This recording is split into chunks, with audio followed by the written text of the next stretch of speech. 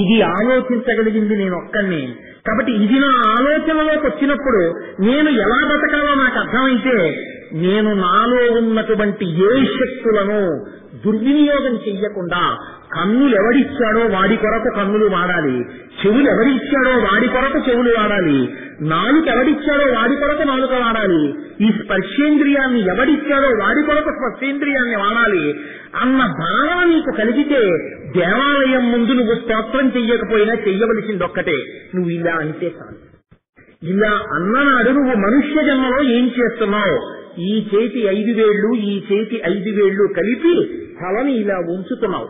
5 జ్ఞానేంద్రియాలు 5 కర్మేంద్రియాలు 11వ బుద్ధి కలిపి ఈశ్వరుడి పాదముల యందు వినయంతో న్యాసం చేస్తున్నావు.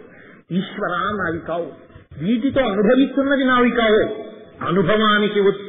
అనుభవాన్ని నాకు ఇస్తున్న ఈ ఇంద్రియాలు నావి కావు, వీటిల్లో ఉన్న ఏ శక్తులు నావి కావు, నావి కానిది నాకిచ్చి నా చేత ఇంత ఆనందం అనుభవిస్తున్న నీ యొక్క ఔదార్యములకు నేను దాసానదాసుడనై వినయంతో నీ ముందు వంగిపోతున్నానని నువ్వు అన్ననాడు. అందులో ఉన్నదే అంతటా ఉన్నదన్ననాడు నువ్వు దేని జోలికి ఎవరిని బాధపెట్టలేవు. ఇప్పుడు నీలో ఈ పరివర్తన తాగలిగింది ఏదైనా ఉంటే దేవాలయం ఒక్కటే, నమస్కారం ఒక్కటే. ఈ నమస్కారం మనిషి చెయ్యగలడు, వేరొకడు చెయ్యలేడు. ఈ నమస్కారం నువ్వు చెయ్యలేకపోతే నువ్వు మనుష్య జన్మ ఎత్తినా ఒకటే, నమస్కారం చెయ్యలేని నాడు అది మనుష్య ఉపాధి కాకుండా ఇంకొకటైనా ఒకటే. ఒక కుక్క నమస్కారం చేయలేదు యోగ్యతని గుర్తించి, ఒక మనిషి యోగ్యతని చూసి కూడా నమస్కారం చేయలేడు. ఏమిటి తేడా? ఉపాధికి.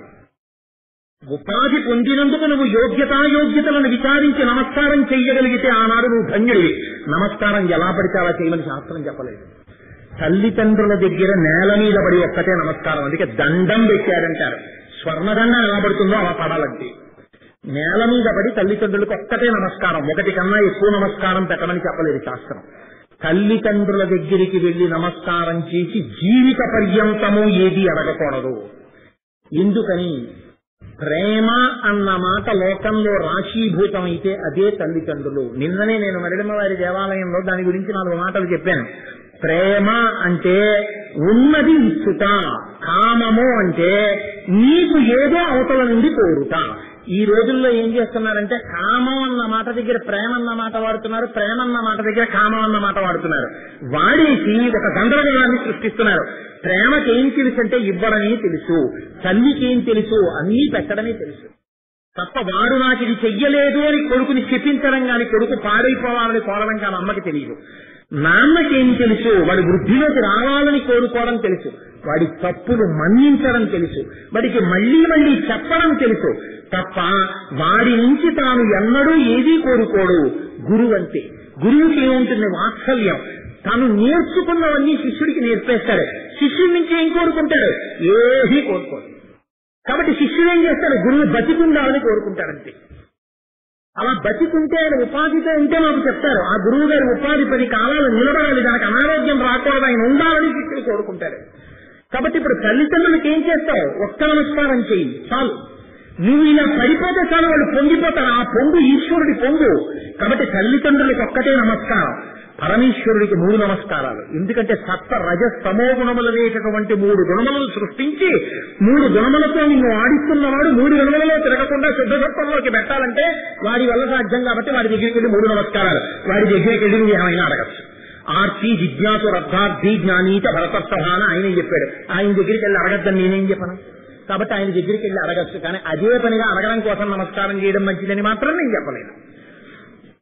కాబట్టి ఈశ్వరుడి దగ్గర 3 నమస్కారాలు, సన్యాసి దగ్గర ఒక్క నమస్కారం చెయ్యకూడదని చెప్పిన శాస్త్రం 4 నమస్కారాలు. నేను ఎంత సంతోషించానంటే మన కంచి కామకోటి పీఠానికి వెళ్ళాను. ఇక పరమాచార్యుల వారి అధిష్టానం దగ్గర నమస్కారం చేయబోతుంటే ఎవరో ఒక ఆయన గబగబా వచ్చి అయ్యో అయ్యో అయ్యో అయ్యా అలా చేయకండి, పరమాచార్య ఎప్పుడైనా ఇలా కూర్చుంటే ఎవరైనా నమస్కారం చేస్తుంటే సత్యదండం అనేవారు, దక్షిణానికి చెయ్యొద్దని.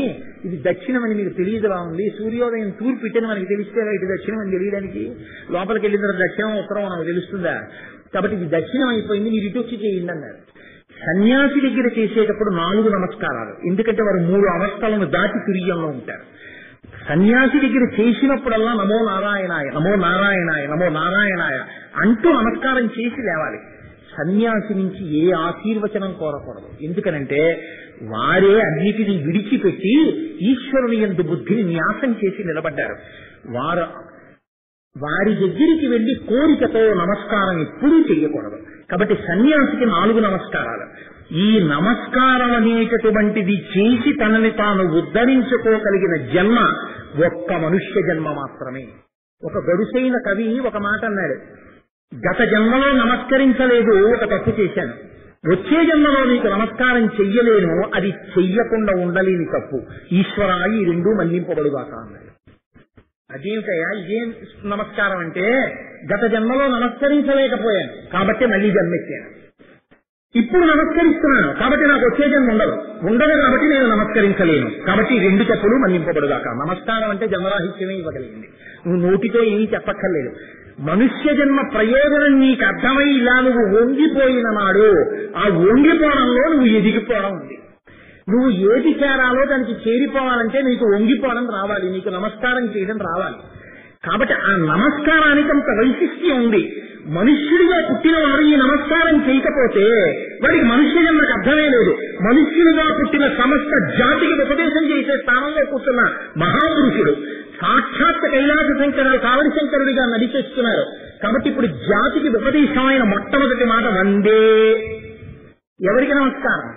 బాహ్యంలో ఉపదేశం, ఆంతరంగంలో ఆయన ఎవరికి నమస్కారం చేస్తున్నారు? ఏమి దాపరికం లేదు అందులో.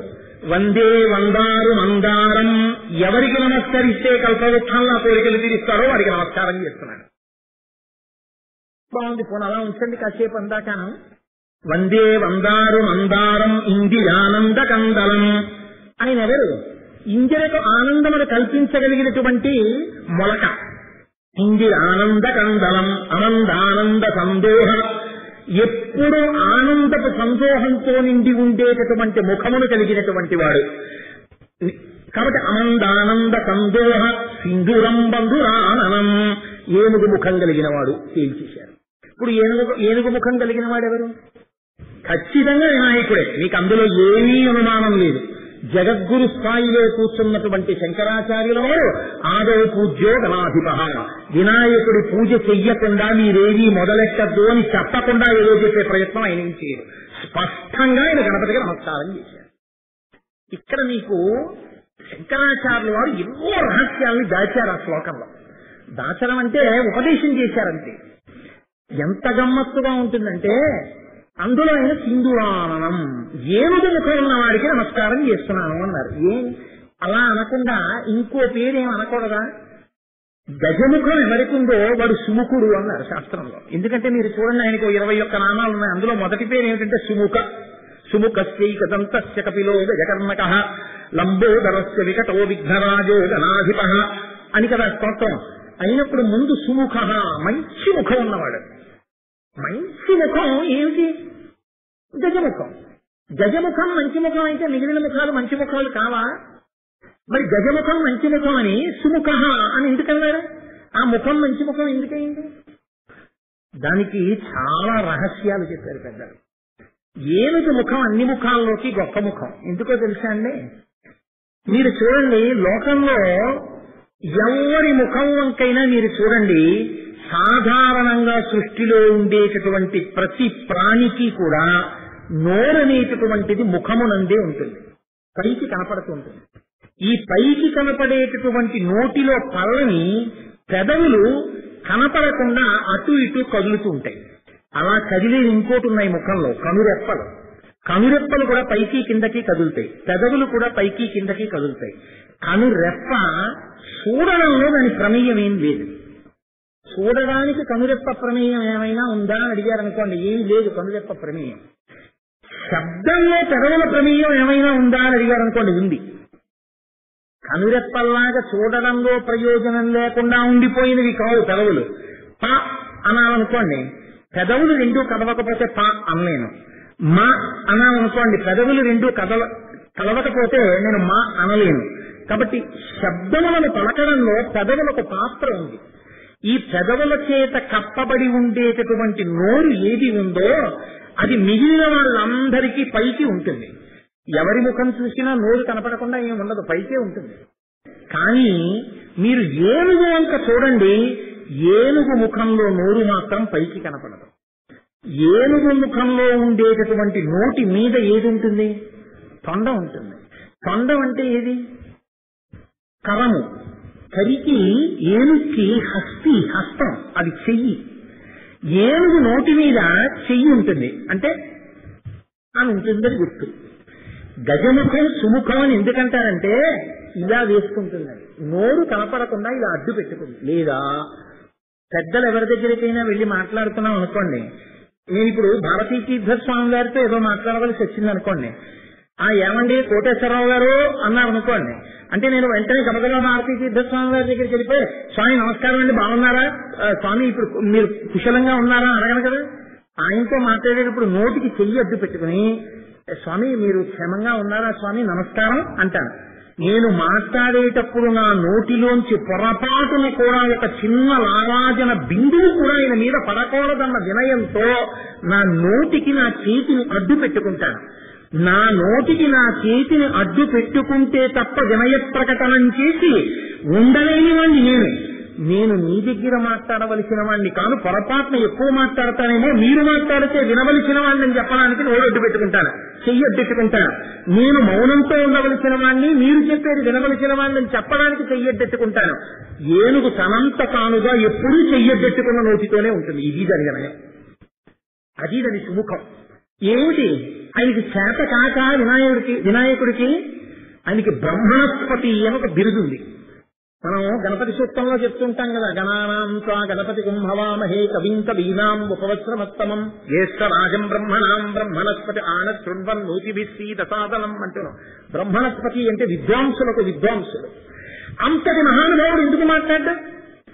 ఆయన వినయం అటువంటిది. ఇలా నోటికి ఎప్పుడు చెయ్యి అడ్డెట్టుకుని ఉంటాడు.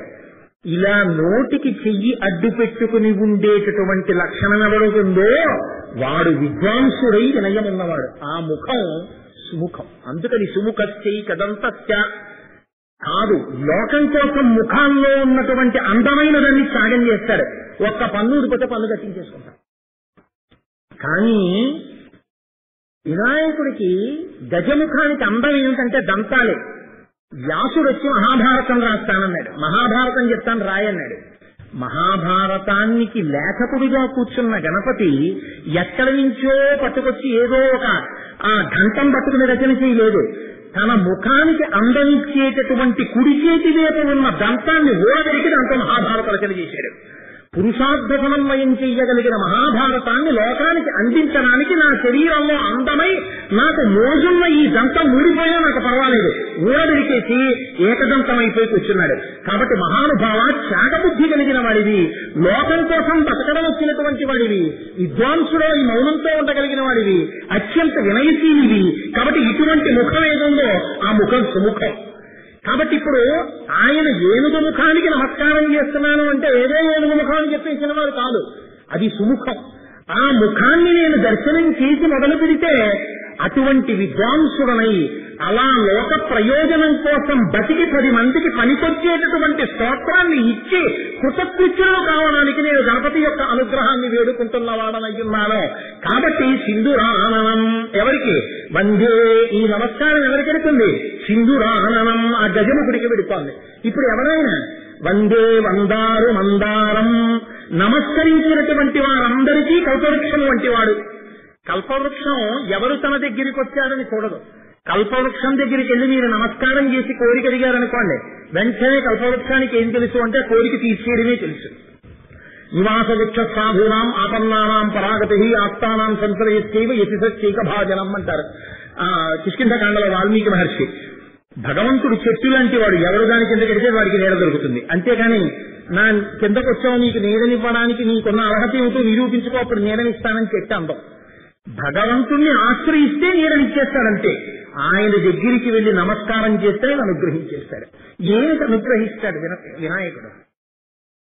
ఇప్పుడు ఆయనకి ఏం కావాలి? ఎందుకు చేస్తున్నారు ఈ స్తోత్రం? అందరికీ తెలుసున్న విషయమే. బ్రాహ్మణికి ఐశ్వర్యం ఇప్పించాలి. బ్రాహ్మణికి ఐశ్వర్యం ఇప్పించడానికి ఆయన ఇవ్వకూడదా? మీరు దీన్ని చాలా జాగ్రత్తగా గుర్తుపట్టాలి. శంకరాచార్యులు వారు దరిద్రులు అని ఎక్కడా లేదు. శంకరాచార్యులు వారు సంపన్న కుటుంబంలోనే పుట్టారు. అయినప్పుడు మరి శంకరాచార్యుల వారు ఎందుకు ఇవ్వలేదు? లేకపోతే శంకరాచార్యుల వారు నలుగురిని పిలిచి అయ్యో పాపం ఇంత దరిద్రంలో ఉన్నారు వీళ్ళకి ఈవిడికి ఏమైనా ఇవ్వండి అని ఎందుకు ఇప్పించలేదు? ఇది మీరు బాగా పసిగట్టగలిగితే శంకరులు లౌకిక ప్రజ్ఞతో ఉపకారం చేయడానికి ఇష్టపడలేదు. ఎందుకు ఇష్టపడలేదంటే ఈవిడికి పూర్వజన్మలలో చేసుకున్న పాపం దరిద్రంగా కట్టి కుడుకుతోంది. ఇప్పుడు మీరు తీసుకెళ్లి ఆవిడికి ఏదైనా ఇచ్చినా అది అనుభవంలోకి రాదు. ఎందుకు రాదంటే ఓ రాగంగా ఇంకో ప్రతిబంధకం వస్తుంది, ఆవిడ తినలేదు. ఈశ్వరానుగ్రహం లేనంత కాలం మీరు సమకూర్చిన దాని వల్ల వాడు ఆనందం అనుభవించలేడు. ఈశ్వరానుగ్రహము లేని దరిద్రుడు కల్పవృక్షం కింద కూర్చొనున్నా దరిద్రుడే, వాడు ధనవంతుడు కాలేడు. ఇప్పుడు ఏది పరిపుష్టం కావాలి? ఆవిడకి ఐశ్వర్యం కావాలంటే మళ్లీ ఈశ్వరానుగ్రహమే కావాలి. ఏది లోపో దాన్ని పూరించాలి. అంటే ఇప్పుడు ఎవరి అనుగ్రహం కావాలి? లక్ష్మీదేవి అనుగ్రహం కావాలి. లక్ష్మీదేవి అనుగ్రహం కావాలంటే వినాయకుడికి ప్రార్థన ఎందుకు? వినాయకుడికి ప్రార్థన చేస్తే తప్ప విఘ్నం తొలగదు. ఎవరికి విఘ్నం? నీకు విఘ్నమా, లక్ష్మీదేవికి విఘ్నమా? మీరు అది కూడా ఆలోచించాలిగా. రెండున్నాయి. ఈయన అడుగుతున్నారు, ఆవిడ ఇవ్వాలి. విఘ్నం ఇవ్వడానికి విఘ్నమా, పుచ్చుకోవడానికి విఘ్నమా? ఇప్పుడు మీరు ఈ స్తోత్రం బాగా పూర్తి చేసి మీరు కృతకృత్యుడు అన్న మాట అవుతుంది సంస్కృతంలో. కృతకృత్యుడు అంటే తాను అనుకున్నది తాను సాధించినవాడు. తాను అనుకున్నది తాను సాధిస్తే శంకరాచార్యుల వారు కృతకృత్యుడు అవుతారు. అంటే బ్రాహ్మడికి ఐశ్వర్యం ఇప్పిస్తారు. ఇప్పుడు తాను కృతకృత్యుడు కావడానికి విఘ్నం రాకుండా స్తోత్రం పూర్తవ్వాలి, లక్ష్మీదేవి సంతోషించాలన్న దానికోసం విఘ్నేశ్వరుడికి నమస్కారమా? లేకపోతే లక్ష్మీదేవే ఒకవేళ ఇద్దామనుకున్నా కూడా ఏదైనా విఘ్నం వచ్చి వీడికి అందకుండా పోతుందని స్తోత్రమా? అందుకు నమస్కారమా? అంటే రెంటికి నమస్కారం. మీరు చాలా జాగ్రత్తగా పట్టుకోవాల్సి ఉంటుంది. భగవంతుడు మీకు ఇచ్చేద్దాం అనుకుంటే భగవంతుడు కూడా ఇవ్వలేడు. ఎందుకో తెలుసా అండి? అలా అయితే పరమశివుడంతటి వాడు కూడా ముందు గణపతి పూజ చెయ్యవలసిన అవసరం లోకంలో ఉండదు.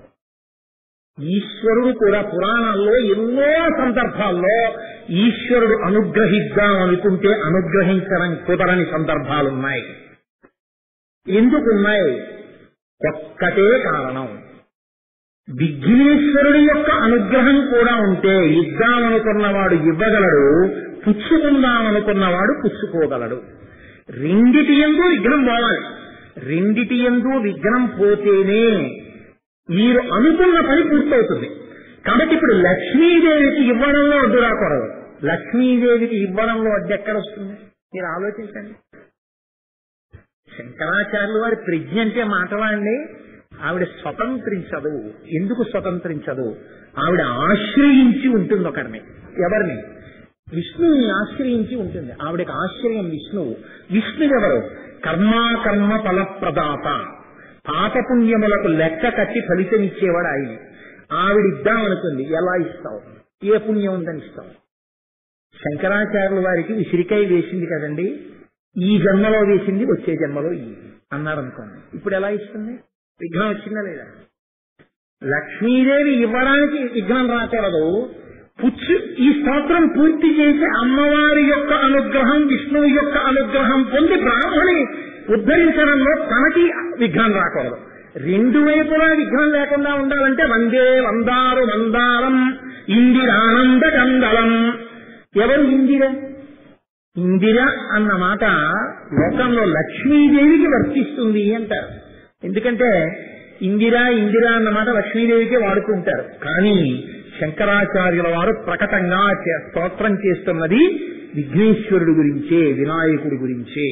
అయినప్పుడు ఇందిరా అన్న మాట లక్ష్మీదేవికి వర్తిస్తుందా? మీరు ఎందుకు అలా గుండెలు బాదుకోవలసిన అవసరం ఉంది? గీర్దేవతేతి గరుడధ్వజసుందరేతి శాకాంబరేతి శిశేఖరవల్లభేతి అన్న శంకరాచార్యుల వారికి లక్ష్మీదేవిలోనే సృష్టి స్థితి లయ కారకురాలైనటువంటి తల్లి ఉంది. పరాశక్తి స్వరూపమే లక్ష్మిగా ఉంది, పరాశక్తియే సరస్వతిగా ఉంది, పరాశక్తియే పార్వతిగా ఉంది. ఇందిరా అని పిలిస్తే మీరెందుకు గుండెలు బాదుకోవడం? ఏ నవదుర్గాం మహాకాళీం అని లక్ష్మీదేవి అష్టోత్తరంలో మీరు చదవచ్చా? శంకరాచార్యులు గారు ఇందిరానంద కందలం అంటే లక్ష్మీదేవి కొడుకు వినాయకుడని మీరు అంతే తప్పని కుదరదని మీరు అనాలా? ఎందుకు ఆ తాపత్రయం మీకు? ఏ గీర్దేవతేతి గరుగద్గజ సుందరేతి అని శంకరాచార్యులు వారు అంటున్నారుగా. ఎందుకు మీకంత బెంగ? ఇందిరా అంటే పార్వతి అని చెప్పండి. ఎందుకు ఇందిరా అంటే పార్వతి అని ఎలా చెప్పగలవండి? అంటే పరమైశ్వర్య సంపన్నురాలు పార్వతీదేవికి లేని సంపన్న, ఆవిడికి లేని ఐశ్వర్యం ఏంటి? శ్రీమాత లోకంలో ఎంత ఐశ్వర్యం ఉందో ఐశ్వర్యాన్ని కొలవగలిగిన తల్లి అంతటి తల్లి ఆవిడ కూడా. కాబట్టి ఇందిరానంద కందలం, ఆవిడని ఆనందింపజేయగలిగినటువంటి వాడు, పార్వతీదేవిని ఆనందింపజేయగలిగిన వాడు వినాయకుడు అనడానికి ఏమైనా ఆధారం ఉందా? ఎక్కడైనా ఉందా అలాగా? ఒక్కటే ఆధారం. మీరు చూడండి, లోకంలో ఒక పరిస్థితి ఉంటుంది. చాలా క్లిష్టమైనటువంటి స్థితిలో ఉండి ఒక నిర్ణయం తీసుకోలేక కబ్బిబ్బు పడిపోతుంటే దాని వలన కించె కోపం వచ్చేసింది అనుకోండి. ఆ కోపంలో ఉన్నప్పుడు ఇప్పుడు ఆయన దగ్గరికి వెళ్ళి ఎవరైనా మాట్లాడాలంటే కొంచెం కోపంగా ఉన్నారంటే మనం ఏమైనా చెప్తే వింటారో విండో అంటారు. ఇప్పుడు సుమనస్సుల చేత పూజింపబడేవాడు అనుకోండి, అంటే మంచి మనస్సులున్న వాళ్ళందరి చేత పూజింపబడేటటువంటి వాడు ఎవడున్నాడో వాడు ఎంత గొప్పవాడు. మంచి మనసులున్న వాళ్ళందరూ పూజిస్తారంటే ఆయన ఎంత పెద్ద మంచి మనసు ఉన్నవాడు. ఇప్పుడు ఆయన లోపలికి వెళ్ళారనుకోండి, ఆయన వెళ్లి కూర్చోగానే ఆయన మంచి మనసే ఆయన ముఖంలో ప్రసన్నత్వంగా ఉంటుంది. శుక్లాంబరధరం విష్ణుం శశివర్ణం చతుర్భుజం ప్రసన్నవదనం, ప్రసన్నంగా ఉన్నారనుకోండి. ఇప్పుడు ఆయన ఎదురుగుండా కనపడగానే ఇంత కోపంలో ఉన్నవాడికి కోపం పోతుంది, కోపం పోయి సంతోషం వస్తుంది. మీరు వచ్చారు, చాలా సంతోషం అండి, ఏంటి ఇలా వచ్చారంటాడు. అలా జరిగిందా లేదా మీరు చూడండి. మీకు నేను లౌకికంగానే ఒక ఉదాహరణ చూపిస్తాను. జంబుకేశ్వరంలో అఖిలాండేశ్వరి అన్న పేరుతో పరాశక్తి ఉండేది. ఆవిడ యొక్క ఉగ్రకళని ఎవ్వరూ కూడా ఎదురుగుండా వెళ్లి పట్టుకోగలిగినటువంటి స్థితిలో లోకం లేదు. అప్పుడు శంకరాచార్యుల వారు అవతరించారు. శంకరాచార్యుల వారు కూడా అమ్మవారి ఉగ్రకళ మనమెక్కడెడతాం, తలుపేసేయండి అనలేదు. శంకరులు అన్నారు, అమ్మవారి ఎదురుగుండా వినాయకుడిని పెట్టండి అన్నారు. విఘ్నేశ్వర ప్రతిష్ఠ చేశారు. అమ్మవారు ఎదురుగుండా విఘ్నేశ్వరుణ్ణి పెడితే అమ్మవారు శాంతి పొందింది. అమ్మవారు శాంతి పొందడానికి విఘ్నేశ్వరుడు కారకుడు అయ్యాడంటే అమ్మవారు విఘ్నేశ్వరుణ్ణి చూసినప్పుడు ఆవిడకున్నటువంటి చికాకంతా పోయి ఆవిడ ఆనందపడిపోతుందని గుర్తే కదా. కేవలం పుత్రవ్యామోహంతోనా ఆయన యొక్క మంచి లక్షణాల వల్ల? ఆయనకున్న మంచి లక్షణం ఏమిటంటే ఎవరు మంచి మనసులున్నవారో వాళ్ళకి విఘ్నాలని తీస్తాడు, ఎవరు చెడ్డ పనులు చేస్తున్నారో వాళ్ళకి విఘ్నాలు కల్పిస్తాడు. కాబట్టి తనకున్న విఘ్నాధిపత్యాన్ని చక్కగా వాడు లోకరక్షణ చేస్తున్నవాడు. పార్వతీదేవియే పురుష రూపంలో ఉంటే స్థితికారుడైన విష్ణువై ఉంటుంది. అందుకే ఇద్దరు అలంకార ప్రియత్వంతో ఉంటారు. అయినప్పుడు స్థితిని నిర్వహించడానికి తనకి తోడ్పడుతున్న తన కుమారుడు.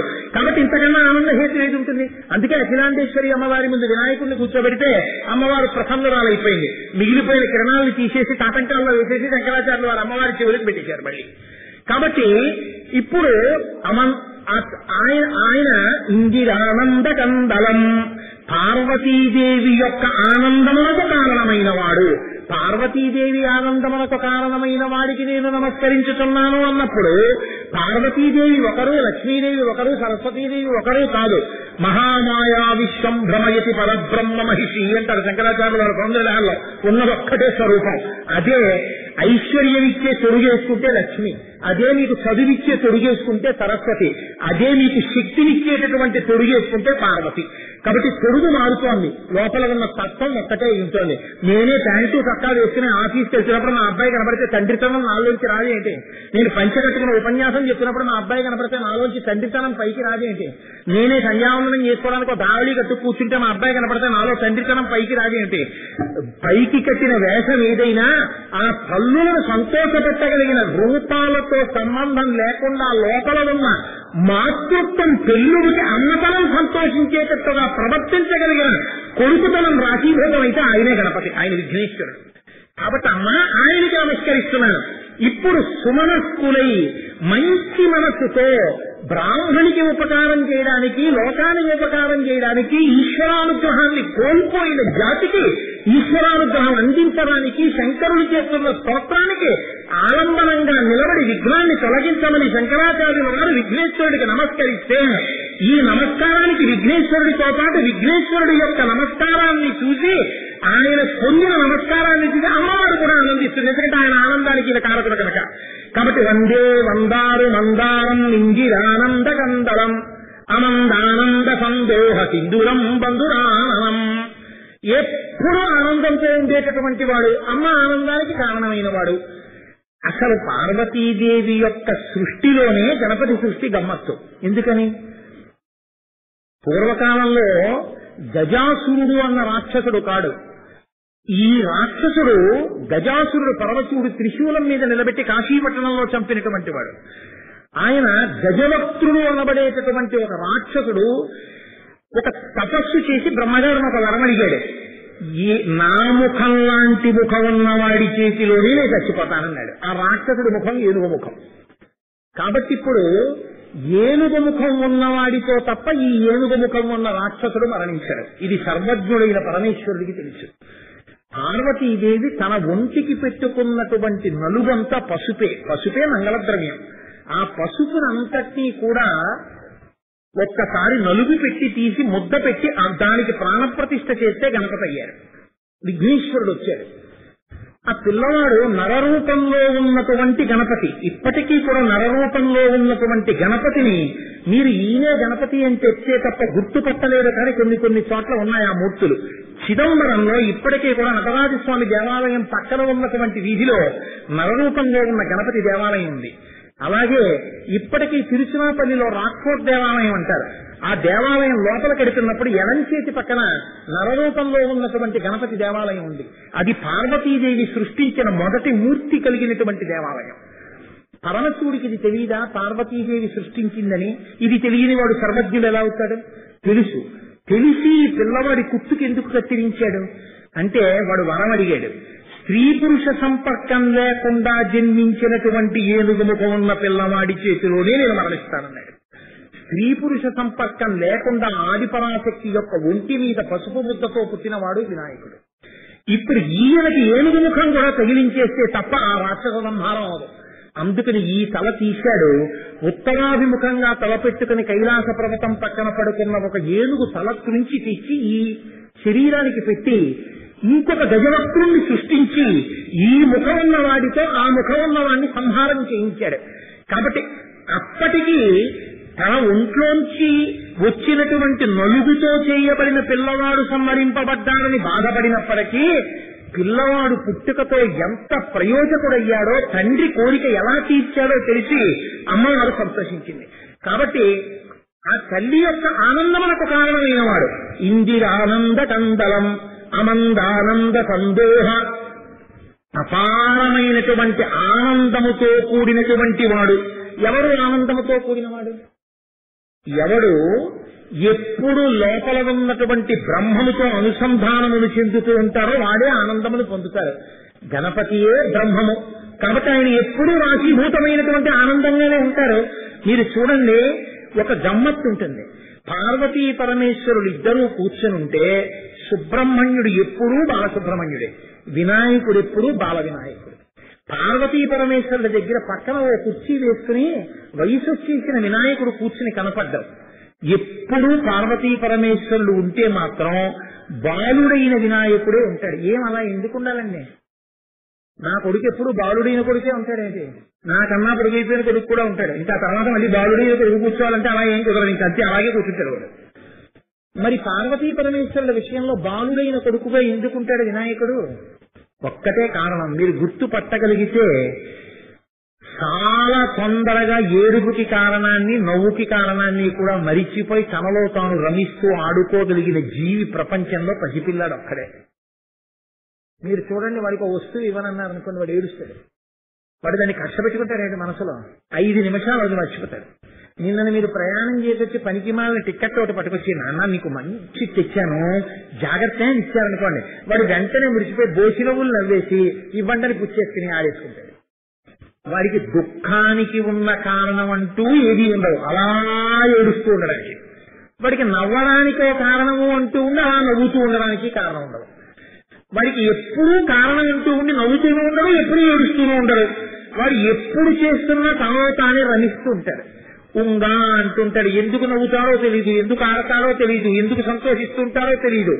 బాలుడిగా ఉన్నటువంటి వాడు ఎలా రమిస్తూ ఉంటాడో వినాయకుడు కూడా తనలో తాను రమించిపోయే చిరునవ్వులతో కూడిన ముఖమున్న సాక్షాత్ పరబ్రహ్మస్వరూపం. కాబట్టి ఇలా ఉండగలిగితే జీవితంలో నువ్వు ఎప్పుడూ ఆనందంగానే ఉంటావు. ఇదే వినాయకుడి యొక్క సందేశం లోకానికి. పెద్దవాడైపోతే చూడండి, ఏదో తెలుసుకుని ఏడుస్తాడు. ఎప్పుడో ఏదో జరిగిందిట, ఇప్పుడు ఎందుకు ఏడుపు నీకు అంటే అప్పుడు ఎప్పుడో జరిగింది గుర్తు తెచ్చుకుని ఇప్పటికీ ఏడుస్తాడు. అప్పుడు ఎప్పుడో జరిగింది గుర్తు తెచ్చుకుని ఇప్పటికీ నవ్వుతూ ఉంటాడు. ఎప్పుడు నవ్వుతాడో తెలియదు, ఎప్పుడు ఏడుస్తాడో తెలియదు. నవ్వినా ఏడ్చినా గతంలో పట్టుకునే నవ్వుతూ ఉంటాడు, ఏడుస్తుంటాడు. కక్ష పెంచుకున్నా అందుకే, ప్రేమ పెంచుకున్నా అందుకే. ఆ ప్రేమ ఎన్నాళ్ళు ఉంటుందో తెలియదు, ఆ కక్ష ఎప్పుడు వస్తుందో తెలియదు అలాంటి వాళ్ళ జీవితాల్లో. కానీ పసిపిల్లవాడి జీవితం అలా ఉండదు. కాబట్టి అమందానంద సందేహ సింధురం బంధురానం, ఎప్పుడూ ఆనందంతో ఎప్పుడూ బ్రహ్మానుసంధానంతో ఉండేటటువంటి గణపతి ఎవరున్నారో ఆ గణపతికి నేను నమస్కరించుతున్నాను. ఇప్పుడు శంకరాచార్యులు వారు నమస్కారం చేయడమే కాదు, లోకమంతా కూడా గణపతి ప్రార్థన చెయ్యవలసినటువంటి అవసరాన్ని చెప్పకుండానే నొక్కి చెప్తున్నారు శంకరాచార్యులు వారు. ఇప్పుడు ఈ స్తోత్రానికి ఎప్పుడైతే గణపతి అనుగ్రహం కలిగిందో మీరు ఒక్కటే గుర్తుపెట్టుకోవాలి. ఇప్పుడు గణపతి సంతోషించి ఓ అన్నారు అంటే ఇంకా స్తోత్రం పూర్తయిపోయింది. ఆ స్తోత్రం పూర్తయిపోయింది అంటే గుర్తు ఏమిటంటే లక్ష్మీదేవి ప్రసన్నురాలైపోయింది. లక్ష్మీదేవి ప్రసన్నురాలైపోయింది అంటే గుర్తు ఏమిటంటే విష్ణువు ప్రసన్నుడైపోయాడు. విష్ణువు ప్రసన్నుడైపోయాడు అంటే గుర్తు ఏమిటంటే ఇప్పుడు ఈ జన్మలో అనుభవించవలసిన దరిద్రం పోతోంది. ఇప్పుడు ఆవిడ దరిద్రం పరిగంగా నిలబడుతోంది, అనుభవములకు వస్తోంది, బయట ఐశ్వర్యంగా ఉంటుంది. ఇప్పుడు చేసే కర్మలన్నీ భక్తితో ఉంటున్నాయి. చేసిన తప్పు బాగా అర్థమవుతోంది. ఇప్పుడు తప్పు దిద్దుకుని భక్తితో బతకగలిగినటువంటి జీవన విధానము ఆవిడికి కరతలామలకం అవుతోంది. ఇన్ని ప్రయోజనములు ఏకకాలంలో ఈ స్తోత్రంలో సిద్ధిస్తున్నాయి. ఈ స్తోత్రం కేవలం బ్రాహ్మణిక ఈ స్థితిలో ఉన్న ఎవరికైనా ఎప్పుడైనా, దానికి కాలంతో మనుషులతో సంబంధం లేదు. ఎప్పటికైనా ఎవరికైనా పనికొచ్చేటటువంటి స్తోత్రాన్ని చాలా చిన్న వయస్సులో శంకరాచార్యుల వారు అందించడానికి మొట్టమొదట విఘ్నేశ్వరుని యొక్క అనుగ్రహాన్ని పొందడానికి ఇచ్చినటువంటి మహోత్కృష్టమైనటువంటి శ్లోకమే కనకధారా స్తోత్రం యొక్క ప్రారంభ శ్లోకం. కాబట్టి వందే వందారు మందారం ఇందిరానంద కందలం అమందానంద సందోహ సింధురం బంధురానం. ఇంకా తర్వాత శ్లోకంలో ఇంకా అమ్మవారి ప్రార్థన మొదలు పెడతారైనా నా సంతోషం ఏమిటంటే అనుకోకుండా ఆషాఢమాసం ప్రారంభంలోనే కనకధారాస్తవం మీద ఉపన్యాసం మొదలైంది. అంగం హరేః పులకభూషణమాశ్రయంతి భృంగంగనేవ ముకులాభరణంతమాలం అంగీకృతాఖిల విభూతిరపాంగలీల మాంగళ్యదాస్తు మమంగళ దేవతాయాః అని మొదలు పెడతారు. ఎంత అందమైన శ్లోకాలో మీకు అర్థం తెలియక్కర్లేదు. ఏమీ తెలియకుండా కనకధారకున్న గొప్పతనం ఏంటంటే మీరు కళ్ళు మూసుకుని మీకు ఆ శ్లోకాలు కంఠగతమైపోతే మీలో మీరు అలా ప్రశాంతంగా వందే వందారు మందారం ఇందిరానంద కందలం అమందానంద సందోహ సింధురం బంధురాననం అంగం హరేః పులకభూషణమాశ్రయంతి భృంగంగనేవ ముకులాభరణంతమాలం అంగీకృతాఖిల విభూతిరపాంగలీల మాంగళ్యదాస్తు మమంగళ దేవతాయాః అని చదువుతుంటేనే మీకు ఏదో ఒక గొప్ప ఉపశాంతి కలుగుతుంది. మీకు తెలియకుండానే మీ మనస్సు ప్రసన్నమైపోతుంది, తేలిక పడిపోతుంది. అంత శక్తిని అక్షరముల యందు పొదిగారు శంకరాచార్యుల వారు. ఇప్పుడు అమ్మవారి స్తోత్రం ప్రారంభం చేస్తూ ఎంత అద్భుతమైన శ్లోక ప్రయోగం చేశారో, గణపతి ప్రార్థన తర్వాత ఆయన నోటి వెంట వచ్చిన ఆ శ్లోకాలు ఎలా అమృతభాండాలయ్యాయో, లక్ష్మీదేవి ఎంత ప్రసన్నురాలైపోయిందో, వెళ్లే కొద్దీ అసలు అమ్మవారు అయ్యవారు అలా ఎలా కుదురుతుంది, అందానికి కూడా వీలు లేనంత రీతిలో ప్రసన్నులైపోయేటట్టుగా ఎంత చమత్కారంతో ఆయన స్తోత్రం చేశారో, చిట్ట చివరికి లక్ష్మీనారాయణులే ఆనందపడిపోయి శంకరా మేము ప్రీతి పొందేశామయ్యా, కురిపించేస్తున్నామని కురిపించేశారంతే. ఇంత పెద్ద అడ్డంకిని శంకరులు తన స్తోత్రంతో తీసేసి ఏకకాలంలో బ్రాహ్మణిని అనుగ్రహించి అదే కాలంలో లక్ష్మీనారాయణులను తృప్తిపరచి సమస్త జాతికి స్తోత్రాన్ని అందించి గణపతిని మెప్పించి తాను కురిసినటువంటి బంగారు ఉసిరికల్లోంచి ఒక్క బంగారు ఉసిరిక కూడా ముట్టుకోకుండా చాలు నా జన్మకి నేను ఒకళ్ళకి ఉపకారం చేశానని తిరిగి వెళ్ళిపోయినటువంటి బ్రహ్మచారి అయిన బాలశంకరుడి నోటి వెంట వచ్చిన మహిమాన్వితమైనటువంటి ఆ స్తోత్రంలోని మొదటి శ్లోక వ్యాఖ్యానాన్ని రేపు చేస్తాను. ఎందుకంటే ఇవాళ 8:30 అయిపోయింది. ఇప్పుడు నేను ఆ శ్లోకం మొదలు పెట్టాను అనుకోండి, మళ్ళీ అది చాలా సమయం తీసుకుంటుంది. అది తీసుకున్నప్పుడు మిమ్మల్ని ఇబ్బంది పెట్టడం నాకు ఇష్టం లేదు. కాబట్టి రేపు సాయంకాలం 6:30 మళ్ళీ ఆ శ్లోక వ్యాఖ్యానాన్ని మొదలు పెడతాను. మంగళాశాసనపరై మదాచార్య పురోగమై సర్వైశ్చ పూర్వైరాచార్యై సత్కృతాయాస్తు మంగళం. మంగళం కోసలేంద్రాయ మహనీయ గుణాత్మనే చక్రవర్తి తనూజాయ సర్వభౌమాయ మంగళం. ఉమాకాంతాయ కాంతాయ కామితార్థప్రదాయినే శ్రీగిరీశాయ దేవాయ మలినాథాయ మంగళం. కరచరణకృతం వా కర్మవాక్కాయజం వా శ్రవణనైనజం వా మానసం వాపరాధం విహితం వా సర్వమేత్తక్షమస్వా శివ కరుణాబ్ధే శ్రీ మహాదేవ శంభో. సర్వం శ్రీ ఉమామహేశ్వర పరబ్రహ్మార్పణమస్తు. స్వస్తి.